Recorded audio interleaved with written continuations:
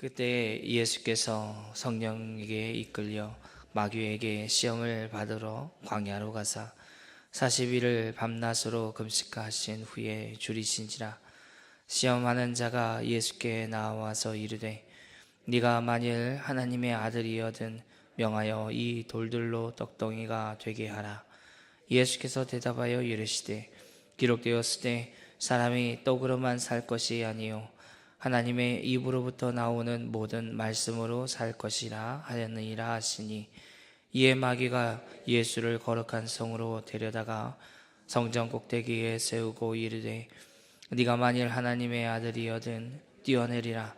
기록되었으되 그가 너를 위하여 그의 사자들을 명하시리니 그들이 손으로 너를 받들어 발이 돌에 부딪히지 않게 하였느니라.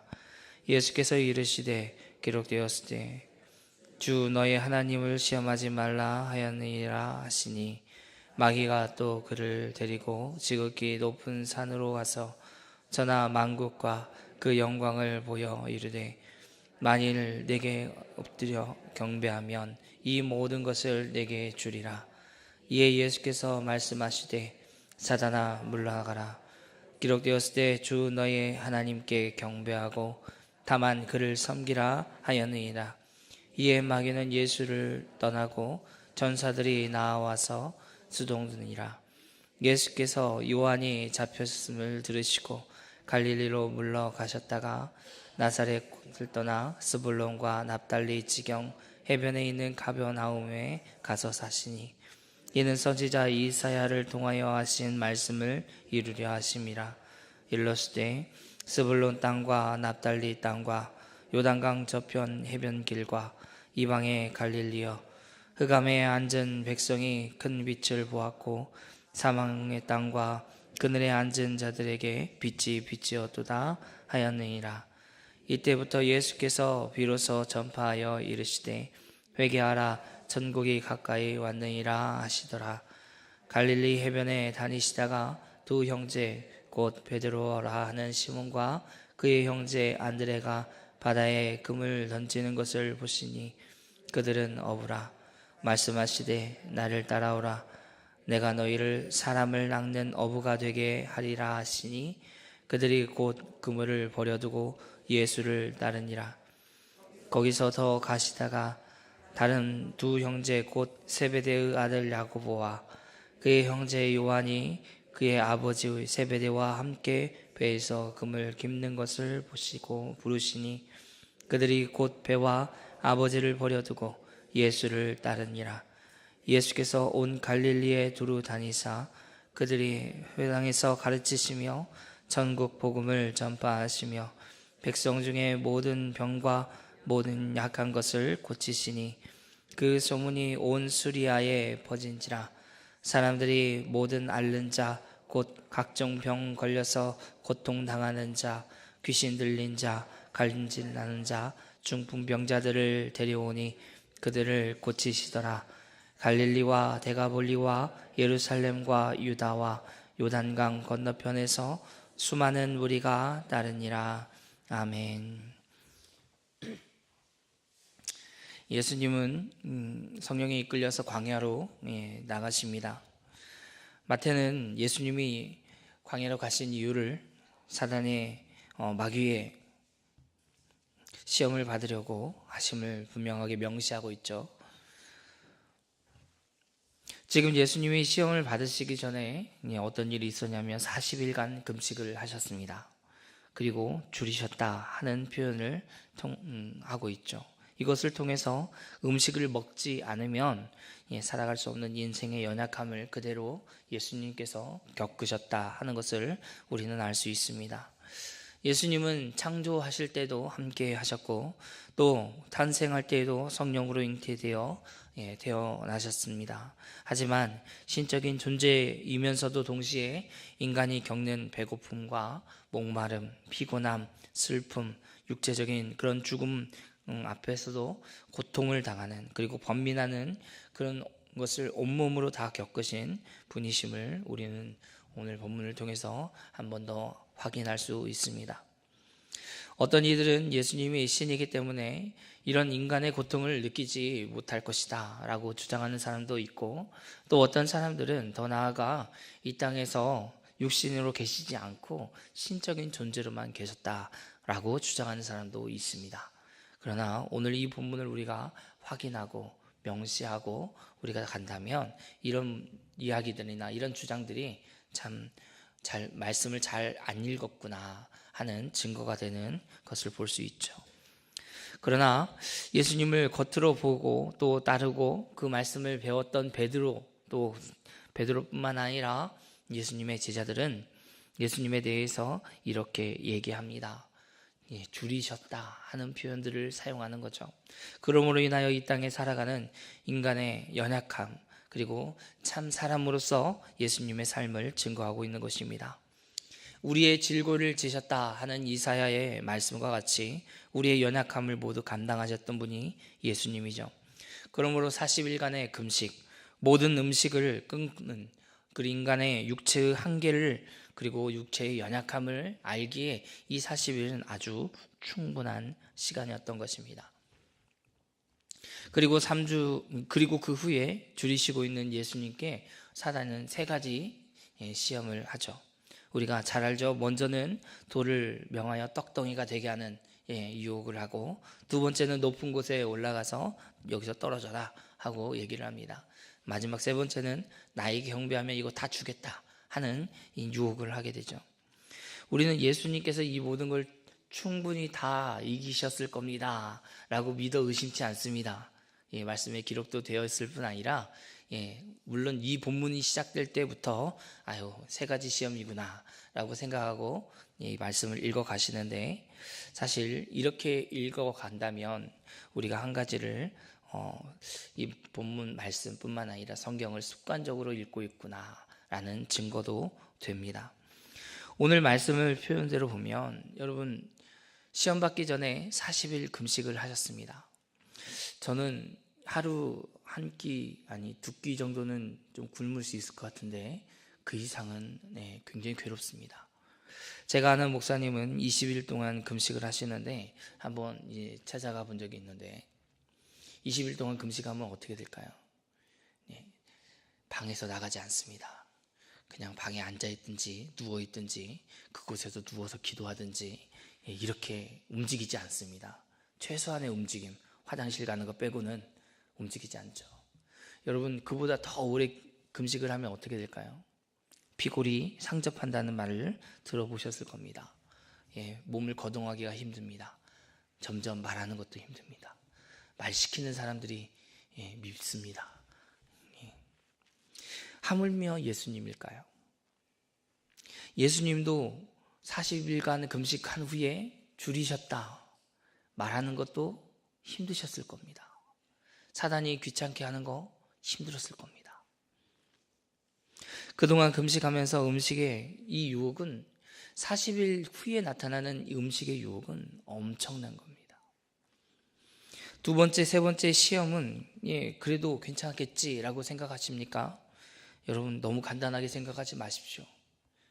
여러분, 예수님이 이것을 분명히 간단하게 이겼을 거다라고 본문을 읽어간다면 우리는 무엇인가 하나를 예수님은 하나님이시지라는 생각을 가지고 본문을 읽어가는 겁니다. 네, 맞습니다. 그러나 예수님은 하나님이실 뿐 아니라 우리 육체의 연약함을 다 아시는 이 땅에 육체로서 오신 하나님의 아들이심도 우리가 기억하시기 바랍니다. 그런데 사단은 그렇게 호락호락한 상대 또한 아니라는 것도 기억하십시오. 가장 강력한 유혹이었던 이 음식을 첫 번째로 예수님께 유혹했을 때 예수님께서 말씀으로 이 유혹을 이겨내서 사단의 유혹은 실패로 돌아갑니다. 그리고 두 번째는 어떤 유혹이었습니까? 네가 만일 하나님의 아들이거든 떨어져라 하고 말씀을 가지고 또 유혹을 합니다. 그리고 이것도 간단히 이겨내자 이제 마지막으로는 예수님께 모든 만물을 다 보여줍니다. 그리고 내게 엎드려 경배하며 이거 다 주겠다 하고 유혹하는 거죠. 여러분, 이 세 번째 유혹을 이겨낼 때 이 3가지 유혹을 이겨낼 때 예수님은 모두 신명기의 말씀을 인용을 하셔서 이겨내십니다. 물론 하나님의 아들이기에 그 권능을 가지고 명령하여서 내가 힘드니까 좀 가라. 40일 동안 금식하고 나서 말할 힘도 없어. 가. 이렇게 얘기할 수도 있겠죠. 그 권능을 이용해서. 하지만 예수님은 말씀을 인용하여 사단을 유혹을 이겨내십니다. 사단의 유혹은 예수님의 말씀으로 이겨내셨지만 또 주님의 백성으로서 이 땅에 살아가는 성도들인 저와 여러분에게 주시는 아주 메시지가 있는 거죠. 우리에게 다가오는 사단의 유혹을 어떻게 이길 수 있습니까? 하나님의 말씀으로 이길 수 있는 겁니다. 다른 것으로 이길 수 있다? 아니요. 말씀으로만 이길 수 있습니다. 그러므로 우리의 가지고 있는 유일한 무기가 뭘까요? 하나님의 말씀입니다. 이 말씀으로 이겨가시는 하나님의 백성임을 우리가 기억해야 할 것입니다. 우리에게 다가온 여러 가지 어려움이 있을 때 믿음으로 흔들리지 않고 이 시험을 이겨내는 가장 중요한 것은 말씀입니다. 또 우리가 서문교회에서 다니고 있는 지금 우리의 모습 안에, 우리의 삶 안에 보면 주일날 어떤 일이 있냐면 예배 드리고 오후에는 성경 공부 시간이 있죠. 아주 유익한 시간입니다. 절대 놓치지 않고 우리가 이 시간을 꼭 참여해서 말씀을 더 알아가기를 바랍니다. 교회 밖에서 하는 성경 공부는 때로 많이 위험합니다. 검증되지 않은 성경 공부 시간들과 어떤 모임들이 있고, 또 우리는 잘 알려지고 있는 것은 이단 단체에서 모아놓고 성경 공부합시다 하고 유혹하는 그런 단체도 있다는 걸 기억하셔서 주의해야지 됩니다. 그러나 교회 안에서 말씀을 배우는 시간이 있다면 얼마나 안전하겠습니까? 여러분, 저와 여러분이 많은 유익이 있음을 기억하시고 배우는 자리 외에 함께 참여할 뿐 아니라 주변에 많은 사람들을 초대하고 강권하여서 그 자리에서 말씀을 더 배워가는 하나님 백성 되시기를 주님의 이름으로 축원합니다. 계속해서 말씀을 보면 11절에서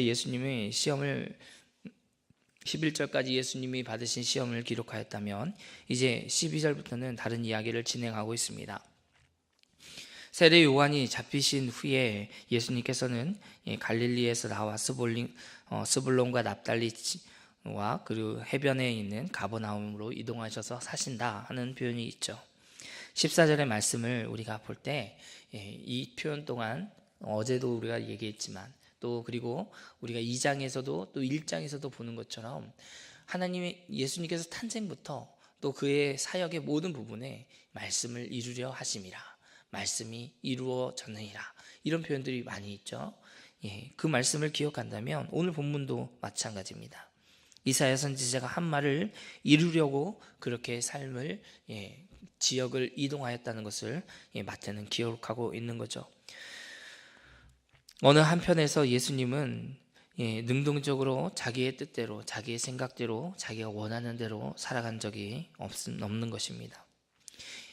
예수님의 공생의 시작부터 하여서 예수님이 십자가에 달려 죽으시기까지 예수님은 하나님의 말씀을 따라 또 그 부르심고 이 땅에 보내신 그 뜻을 따라서 믿음으로 사셨고 순종함으로 살아가신 것을 우리는 바라볼 수 있는 거죠.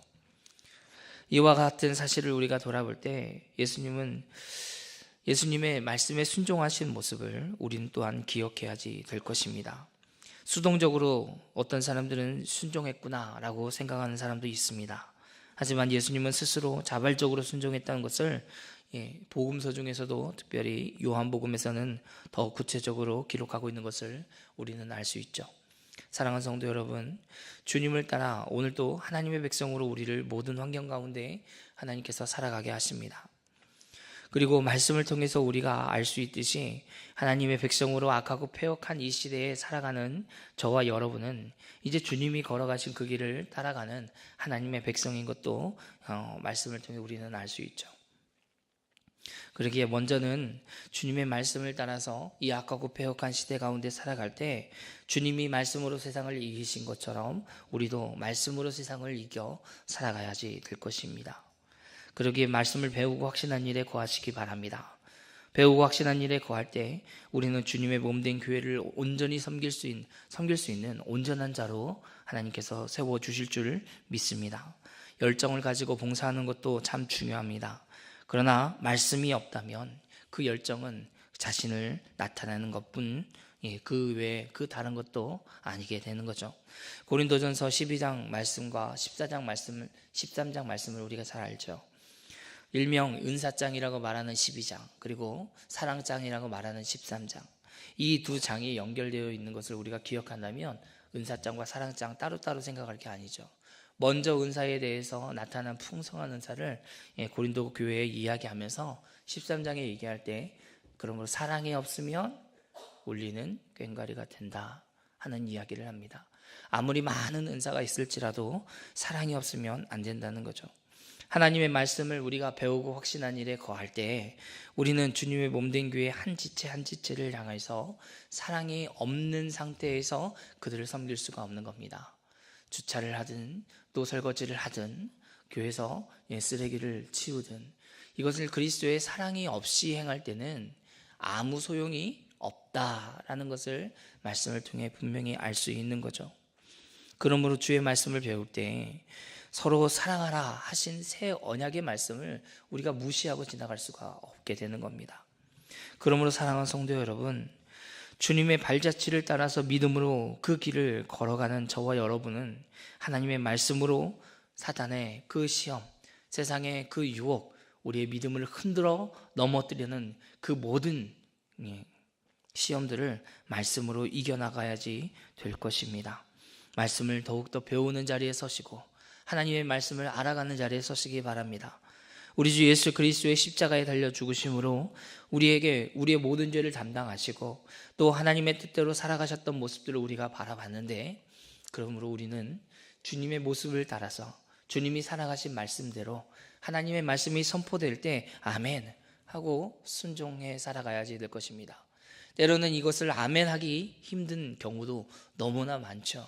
왜냐하면 아멘하고 안 할 경우도 있기 때문에 그냥 함부로 아멘 안 하겠다라고 말씀하시고 생각하시는 분들이 혹 있습니다. 그러나 하나님의 말씀이 살아있고 운동력이 있어 좌우의 날선 어떤 것보다 예리한 줄 믿으십니까? 그 말씀을 통해 우리의 혼과 영과 및 관절과 골수를 찔러 쪼개는 줄도 믿으십니까? 그렇다면 하나님께서 우리를 불쌍히 여겨주실 줄 믿고 아멘으로 하나님께 영광 돌리기를 원합니다. 그 말씀에 순종할 수 있도록 힘과 능력을 더해달라고 믿음으로 고백하는 저와 여러분이 되기를 주님의 이름으로 축원합니다.